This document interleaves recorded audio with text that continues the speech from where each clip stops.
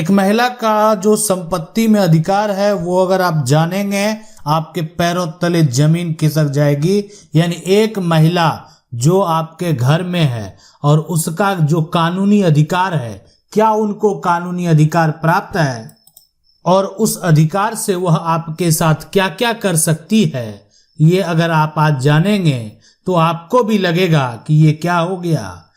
अब एक महिला जो है वो एक बेटी भी है, एक महिला जो है वो एक माँ भी है और एक महिला जो है वो एक पत्नी भी है। तो बेटी का अधिकार, माँ का अधिकार और पत्नी का अधिकार, एक महिला को इतना अधिकार, यानी अब ये अधिकार किस प्रकार का अधिकार होगा, कैसा अधिकार होगा। सुप्रीम कोर्ट ने भी एक ऐतिहासिक फैसला दिया है। क्या है वो फैसला? अब यानी अगर आपके घर में जमीन है, अब यानी जमीन जो है ये हो सकता है कि ये एक पैतृक जमीन है, ये भी हो सकता है कि कुछ जमीन पैतृक है और कुछ जमीन अर्जित है। अब ये मकान है, ये मकान भी पैतृक हो सकता है, ये मकान जो है ये मकान अर्जित हो सकता है। यानी ये उनके लिए, यानी जिसकी ये बेटी होगी, अब ये जिनकी माँ होगी, अब जिनकी ये पत्नी होगी।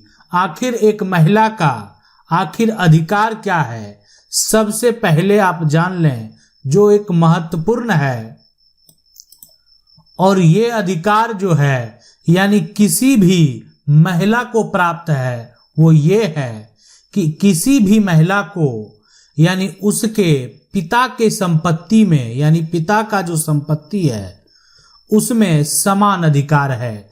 यानी अगर एक महिला है, अब वो बेटी हो, माँ हो, पत्नी हो, अब उनके पिता जो होंगे, पिता का जो संपत्ति होगा, संपत्ति पैतृक हो, संपत्ति अर्जित हो, मकान पैतृक हो, मकान अर्जित हो, एक महिला को आप इस अधिकार से वंचित नहीं कर सकते। इसलिए कि पिता के संपत्ति में इनको जो है, इनको समान अधिकार दे दिया गया है। इनको अब समान अधिकार है, बराबर का अधिकार है। तो इसमें अब क्या होने वाला है कि ये अधिकार कभी भी एक बेटी प्राप्त कर सकती है, एक माँ है वो भी प्राप्त कर सकती है, और एक पत्नी है वो कभी भी प्राप्त कर सकती है, कभी भी अपना हक का दावा कर सकती है, कभी भी अपना यहाँ पर हक जो है वो यहाँ पर प्राप्त कर सकती है। उनको ये अधिकार मिलना तय है। अब आगे सबसे बड़ा जो सवाल ये उठता है कि आखिर ये तो पिता के संपत्ति में अधिकार हो गया, तो पिता से जो संपत्ति एक महिला को प्राप्त होगा, क्या वो संपत्ति महिला बेच सकती है?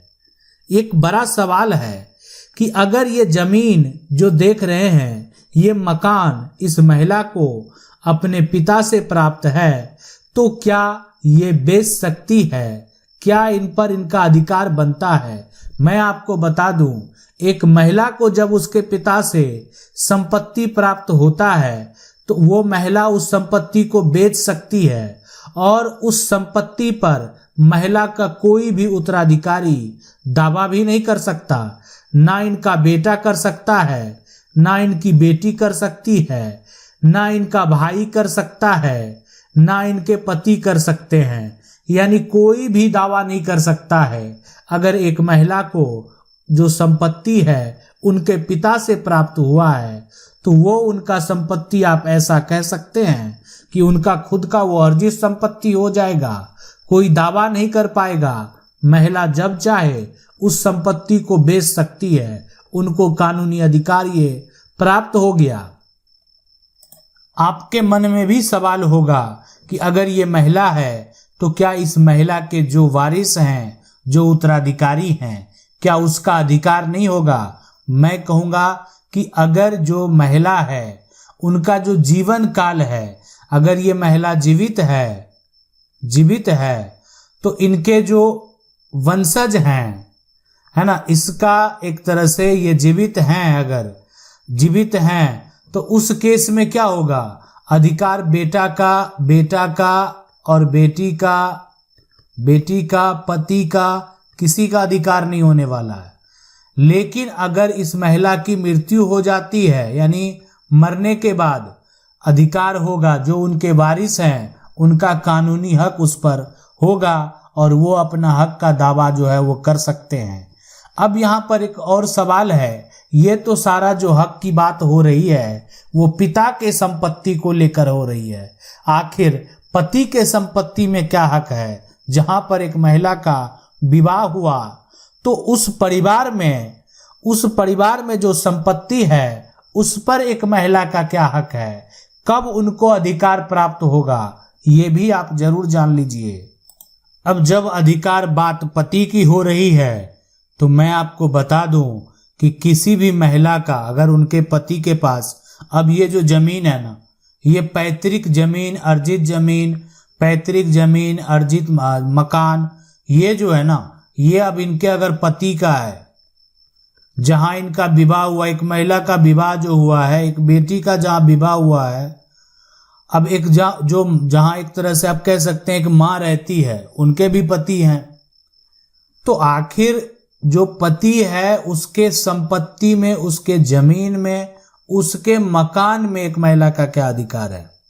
क्या कहता है हमारा कानून? देखें, हमारा कानून ये कहता है कि पत्नी जो है ना, पत्नी का उसके पति के संपत्ति में, खास करके पैतृक संपत्ति में जो है कोई अधिकार नहीं है, कोई अधिकार नहीं दिया गया है, अधिकार नहीं दिया गया, यानी कभी भी वो दावा नहीं कर सकती है किसी भी अधिकार को प्राप्त करने के लिए, ना मकान में अपना हक मांग सकती है, ना जो पति का जमीन है, पैतृक जमीन है, उस पर अपना हक मांग सकती है।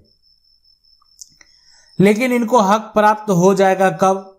जब इनके पति की मृत्यु हो जाएगी, यानी पति का अगर एक तरह से पति के मृत्यु के बाद अगर कोई भी महिला है, आप कह सकते हैं कि अगर वो महिला जो है वो अगर विधवा बन जाती है तो यानी उनका जो ससुराल है,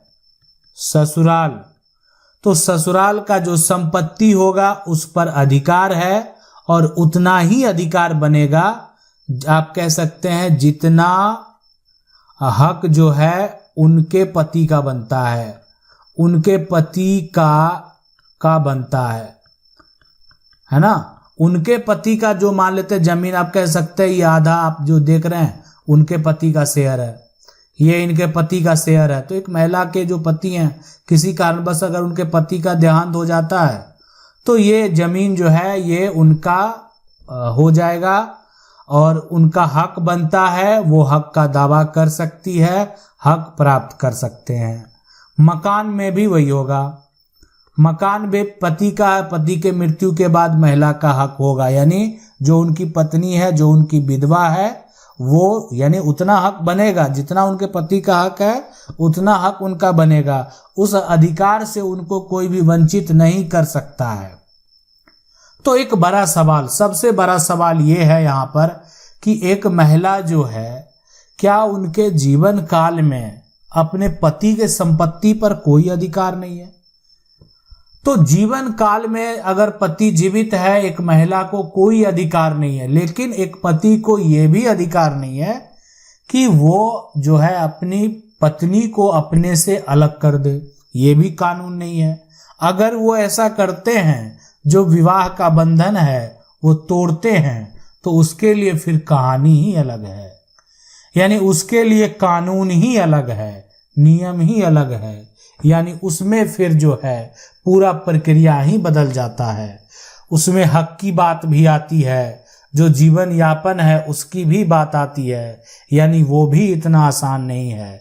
अगर कोई करता है, मामला कोर्ट में जाता है, समय भी लगता है, लेकिन जो व्यक्ति है बाद में उसका आप कह सकते हैं पूरा जीवन एक व्यक्ति का लगभग बर्बाद ही हो जाता है। तो इसीलिए अगर किसी विवाह बंधन को अगर आप तोड़ने जा रहे हैं तो उससे पहले सारे नियम कानून को जरूर जान लें। अब यहाँ पर जो है कि ये तो एक अलग कहानी हो गई, एक अलग सवाल हो गया, एक बड़ा सवाल हो गया।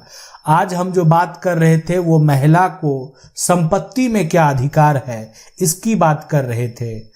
अब यहाँ पर जो एक महिला है आपके मन में भी सवाल होगा कि एक महिला का अगर कोई वारिस नहीं है और महिला की मृत्यु हो जाती है तो उस महिला के संपत्ति का पहला हकदार कौन है।